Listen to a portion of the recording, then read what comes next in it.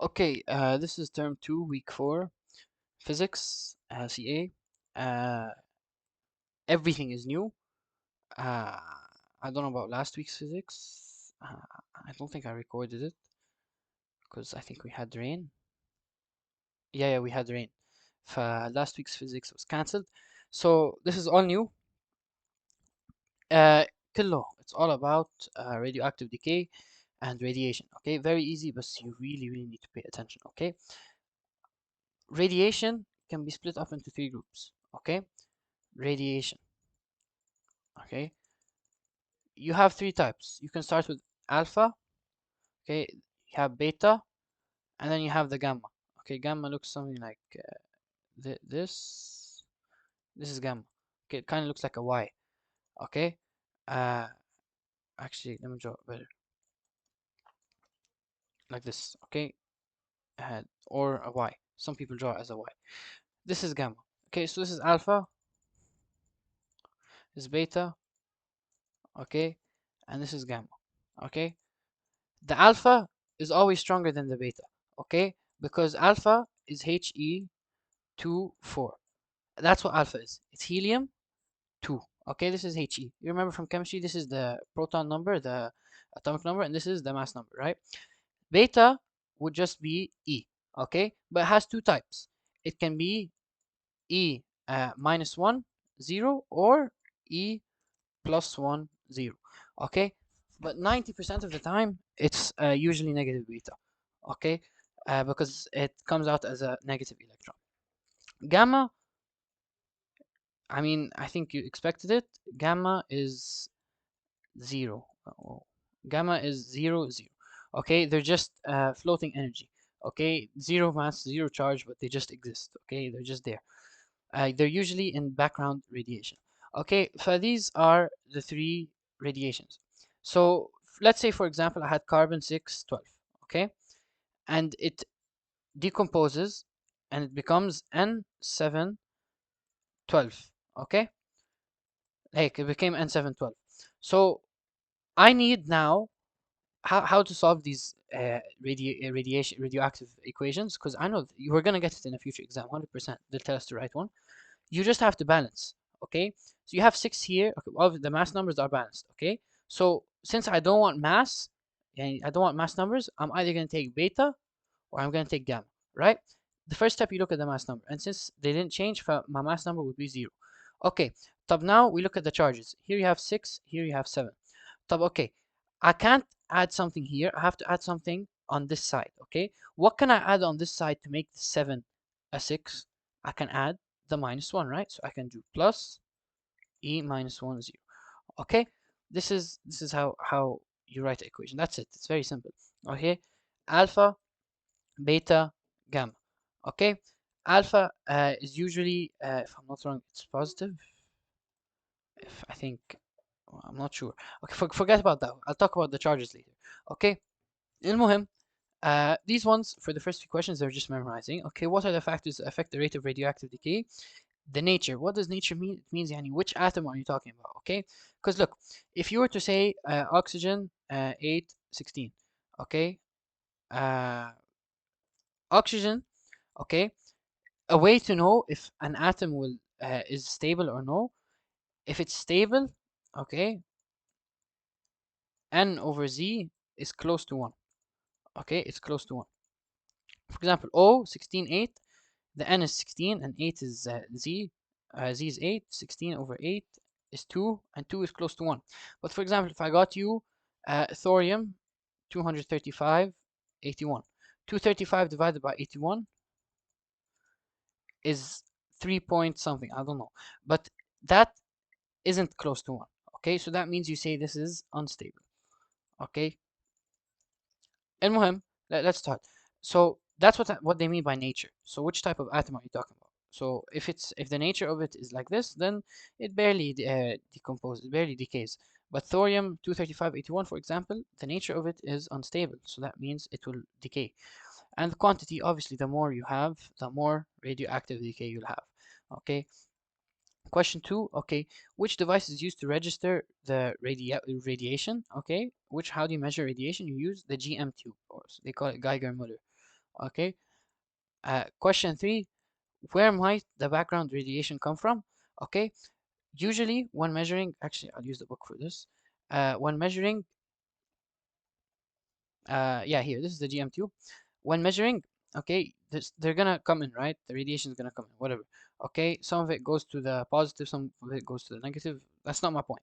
Okay, but you'll always have background radiation coming in. Okay, background radiation will always influence the result.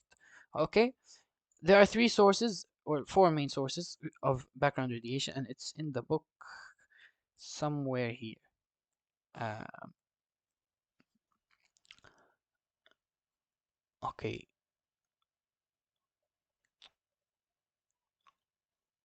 okay, I'm not gonna look for it, but it's four things. Yeah, here. Background radiation. The majority of the background radiation comes from radon gas, food and drink, the ground, and cosmic rays. In the quiz, they only put three. They didn't put the ground. They only put three.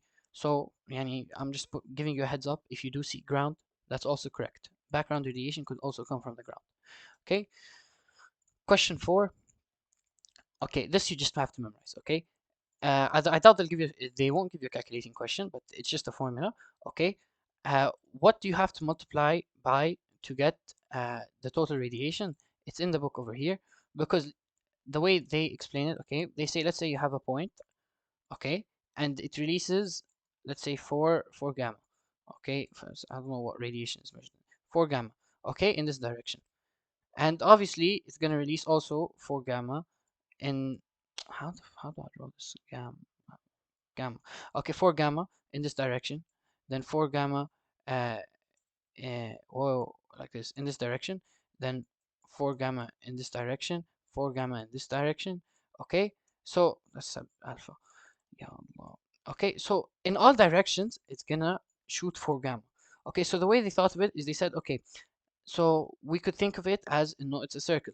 Okay, and there, since it's 4 in every direction, you can think of it as a circle and it has a radius, okay, of 4.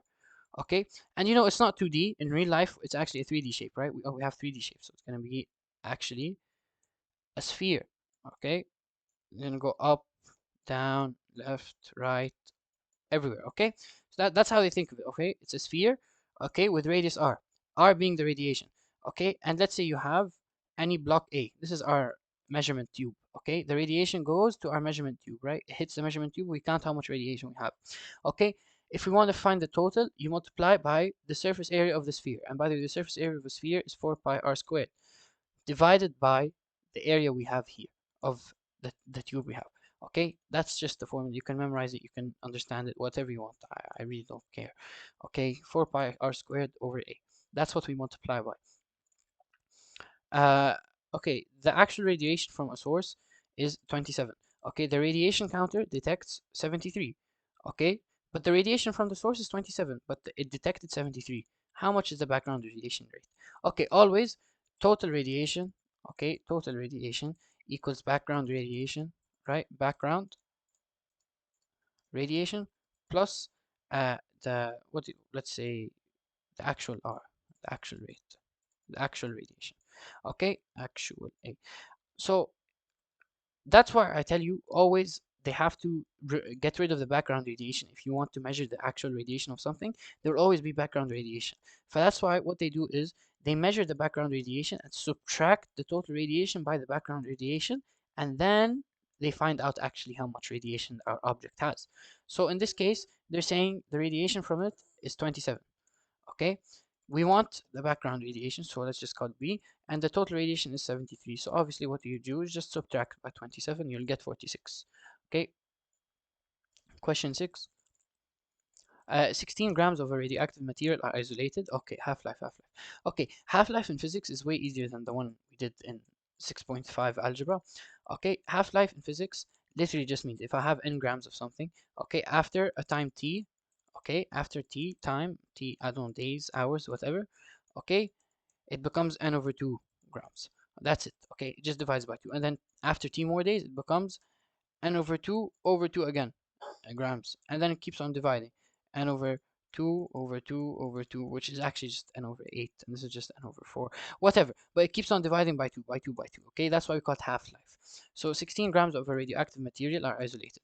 After 15 hours, it becomes 8 grams, okay? So I think you can sense something, okay? 8 grams, it went from 16 to 8 in 15 hours, okay? Then after 30 more hours, so 30 more hours after 8 grams, okay, the mass becomes 2, okay? The half-life, what's the half-life? Akid is 15 hours. Is it 30 hours? No. From 8 to 2 is 2 half of 8? No. But 8 is half of 16, right? And how much time did it take? 15 hours. So the time for the half-life of this radioactive material is 15 hours. Question 7. Carbon undergoes a beta minus decay. Okay. The number of protons in the daughter nucleus is something and the mass number is something. Okay. Remember, I gave you an example also with this. So if it's a beta minus decay, this is how I like to solve this, okay? Carbon 6, 14, right? I draw the arrow. It's beta minus, right? So E, negative 1, 0. Okay, plus. Okay, let's say any element. Let's just call the element X, okay? I need now a mass number and an atomic number. Okay, let's see here. 14 plus 0, okay? Wait, sorry, 14 minus 0. Okay, because if it's on the opposite side, you subtract. 14 minus 0, it's 14. 6 minus 1, 7. That's it. So the mass number is 14 and the atomic number or the number of protons is 7. Daughter nucleus means what's produced. And by the way, this X is actually N714. You're supposed to know this for whenever you have written. You don't need that now. Question 8. Okay. So you have, forget about all of this, okay? Source emitted particles and gamma radiation. So this source here, okay, it's emitting beta and gamma, okay? So you have the positive side over here and you have the negative side over here, okay? So obviously, I think you remember in science, when we used to take it in science in grade 5, 6, and 7, positive attracts the negative and negative attracts the positive, but negative and negative don't attract and it just continues, they repel, right? So let's see. I have two things being released. I have beta and gamma. Beta will be negative. If they don't say it's positive, then it's negative. If they don't mention, if they say just beta, it's always negative if they just say beta. Okay, unless they say beta plus, that's when you put positive. Okay, so just keep it negative unless they say otherwise. Okay, so it's releasing E minus 1, right? It's a negative particle. And what else is it releasing? It's releasing gamma. Okay, let's see here. So you have the positive side, the neutral side, there's nothing in the middle, it just continues straight, and the negative side. Okay, I'm gonna give you a second to think about it. Uh, Obviously, the negative one will attract towards the positive side. So that's why detector A will detect the beta particles. So the negative particles, the beta ones, will go towards A, which is the positive side. Okay, detector B would be the one just continuing straight. Okay, obviously that would be the one gamma, because the beta ones will go up here, okay, and the gamma will continue straight because they don't have any charge. Gamma is 0, 0, so it won't be attracted to neither the positive one nor the negative one. Okay, the one going through the middle will just be gamma. How about detector C? Detector C is the negative side, right? And I don't have any positive particles over here, right? So nothing will actually come to the negative side. I only have the negative particle and I only have the gamma. Gamma. Okay, so the negative will always go to the positive, gamma will continue straight. So I have nothing left to go to the negative side. So there will be no radiation. Okay, question 9. Okay, this is very easy. Okay, if it's same side, you add. If it's opposite side, you subtract. So 204 and 4, you get 208. Opposite sides, yani arrow. If it's after the arrow, it's on the other side. Okay, 84 minus 2, 82. Okay, that's literally it. Question 10. Okay, this one, look, to further understand this, alpha, remember we said was helium 2, 4. Okay, beta was E, let's say minus 1, 0, and gamma was just 0, 0, right? Okay, so which one's the heaviest one here? Obviously, it's going to be helium, right? It's 4. Okay, so since it's the heaviest one, logically, the heaviest one will continue straight, right? It will continue straight lines that aren't dotted, straight paths without having any disturbances. It will continue straight. So that's why alpha will be this one, because this one's straight. How about beta? Okay, beta, it has a mass of 0, but it has a charge. Okay, it will be the dotted one. Beta is going to be the dotted one. طب وليد, why is gamma solid line if it has 0 0? Shouldn't it not have any radiation? Well, that's correct. Okay, if it's nothing, then it won't ever pop up. Okay, if it's nothing, then we won't call it something. Like, what I'm trying to say is gamma carries energy. Although it's 0 0, it still carries energy. Where's the here? Gamma ray tracks. Okay, it produces no tracks. Okay, but in an intense beam of gamma radiation, if it's intense and if it has a lot of gamma, okay, that's gonna build up energy. And once that builds up energy, it's gonna look like this. Okay, so the gamma one is the scribbly ones. Okay, just memorize it like that. And then the beta one, since it has a low mass, okay, it's gonna be kind of like the alpha. Okay, but the beta, just it's never as good as the alpha. Okay, it's always yani it's worse than the alpha. So that's why here uh, the lines will be yani dotted. Okay, uh, because it has less mass, it's weaker than the alpha radiation. Question 11.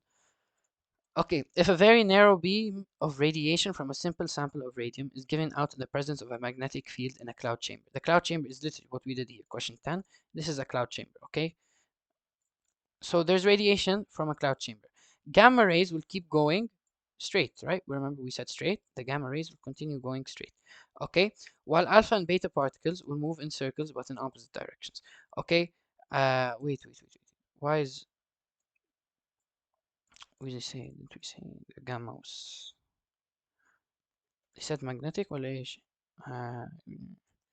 yeah, magnetic field. Magnetic fields means the plus minus stuff. Okay. Uh, okay, look here. They said magnetic, not this. This is something else. This is cloud chamber. Okay, this is something else. Okay, they said magnetic field. Magnetic field. Okay, the beta particle is circular. Okay. Uh, they only talked about beta since beta particles have very low mass. Okay. Yeah, here. This is a magnetic field. Okay, beta will go in a circle. Okay, the alpha will also continue now after the line. Obviously, it's gonna continue curving. Okay, but this one, I think this is the gamma. Should be gamma. It continues in a straight path. Okay, sure, it's wiggly, but it's still continuing straight. It's gonna continue straight. Okay, that's what I'm trying to say. These are gonna curve outwards, the alpha and the beta. Okay, but the gamma, it stays straight. It doesn't go up or down. Well, it does go up or down. What I'm saying, it doesn't curve outward. Question 12. Uh, okay, detected radiation. يعني the total, detected radiation rate. يعني the actual radiation from the source from the actual radiation from the object we're measuring. That's what they mean by detected radiation. Okay, so detected radiation, okay, it's the actual radiation, is the total minus the background, right? Remember, the radiation, the final radiation you want, you only get it after you subtract the total rate by the background rate. The background rates we never want the background rate. That's why we always try to get rid of it by subtracting. Okay, question 13. Okay, which nuclei are unstable? Okay, how did I tell you to distinguish between a stable and unstable nuclei? You divide n over z. So 56 divided by 26, that's 2. And is 2 close to 1? Yes, it is. So it's stable. Okay, 12 over 6, it's 2. Is it close to 1? Yes, so it's stable. They want the unstable ones. 210 divided by 85 for astatine, that's close to it's close to 3. Okay, not close to 1, it's close to 3. Okay, so is it stable? No, it's not stable, it's unstable. Okay, it's close to 3. Okay, 8 over 2, that's 4, right? Is that close to 1? Obviously not. So is it stable? No, it's unstable. 239 divided by 90, again, it's 2 point something. It's closer to 3 than it is to 1. So since it's closer to 3, it's not close to 1. Is it stable? Obviously not. So it's going to be unstable, like they're asking in the question. Okay, another way, I kind of look at it. Don't take it for granted because I don't think it works in everyone. But I think a way for me to tell if it's greater than 2, then it's unstable. That's how I look at it. Okay, but obviously that won't work for every atom. So I know that's just the way I look at it. The probability that a certain radioactive, okay, look, a certain radioactive nucleus decays within the second half-life is 0.25. Okay, let's say I have 4 grams. Okay, 4 grams of, let's say, carbon. Okay, this is just an example. Please don't like look at it. I'm just trying to give an example so you understand. Okay, so this is going to be made up of, let's say, carbon, carbon, carbon, carbon. Each one of these carbons are 1 gram. Okay, and we know that, let's say the half-life is 5 days. Okay, 5 days. Let's call this carbon 1, carbon 2, carbon 3, carbon 4. Okay, each carbon is 1 gram. After 5 days, if since 5 days is the half-life, we're gonna be left with 2 carbons, right? But which of these 2 carbons will I be left with? Exactly, see, you can't tell. But you can kind of make up a probability. Okay, so it's going from 4 to 2. It's being halved. So technically, it's a 50% chance, right? 50% chance for it to be C1, 50% chance to be C2, 50% to be C3, 50% to be C4. Okay, but at the second day, okay, for it to move on to the other day, it's going to be halved again. Half of 50 is going to be now 25%. Okay, so that's what I'm saying. They're saying second half-life. If they said first half-life, then 50%. Second, it will be 25%. Third half-life, you divide by 2 again, 12.5%. Then fourth half-life, and so on and so forth, you get 6.25, 3.125, and so on and so forth. Okay, so you just keep on dividing by 2, depending on how many times. You could, I guess you could say 50 divided by half-life. Yeah, 50. By the way, and I said 25%, yeah? And 25% is 0.25, okay? Just any, for so you don't mix up, okay? The probabilities can also be in decimals. Okay, yeah, I think you could get say 50 divided by half-life. Okay, if it's 2 half-lives, then 50 over 2 is 25%. 4 half-lives, whatever, and so on and so forth. You continue going. Okay, question 15. The half-life of a certain radioactive substance is 12 days. So the time for the half-life is 12 days. If the starting quantity is 30 grams, how much will it remain after 24 days? Okay, I'm thinking, can I make an equation for this just to make it a bit easier? Uh, okay, I think we could. I think we could.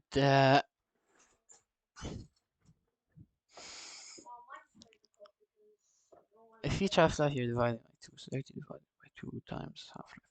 Okay, I guess you could say the final amount, right? The final amount when working with half-life would be the initial amount, let's say I, over 2, right? Because it's being halved. But let's say I had more than one half-life, so let's just say I divided by 2 times the half-life. Okay? This equation should work every single time. Let's see here. How many half-lives do I have? Okay? So 12 days is each half-life, but I have 24 days. So how do I find how many half-lives I have? I have 24 days divided by 12. That's 2. So 2 half-lives. So my final amount, F, is going to be I divided by 2 times 2. So it's going to be my initial amount over 4. And my initial amount is 30. So 30 over 4, which is 7.5. Okay, this will work for these types of questions.